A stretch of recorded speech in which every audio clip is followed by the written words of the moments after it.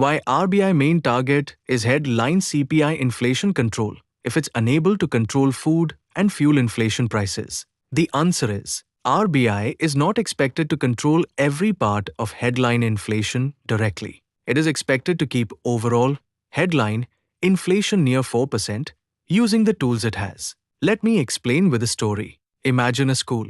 The principal tells a class teacher, your class average marks should be 80%. The teacher teaches maths, science, English, but sports marks are given by the sports teacher, not by the class teacher. Suppose the class average falls because students scored poorly in sports. Can the class teacher directly improve sports marks? Cross mark no. But is the class teacher still responsible for the overall class average? White heavy check mark yes. Now replace the story. Principal is equal to government. Class teacher is equal to Reserve Bank of India. Overall class average is equal to headline CPI inflation. Sports marks is equal to food and fuel prices. So RBI says, I cannot make it rain.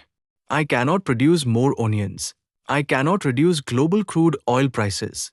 But RBI can reduce inflation coming from excess demand, too much borrowing, too much spending. That is often enough to keep overall headline inflation close to 4%. Example, suppose food inflation is equal to 10%. Fuel inflation is equal to 8%. All other items is equal to 2%. Headline inflation becomes high. RBI cannot directly reduce food inflation from 10% to 3%.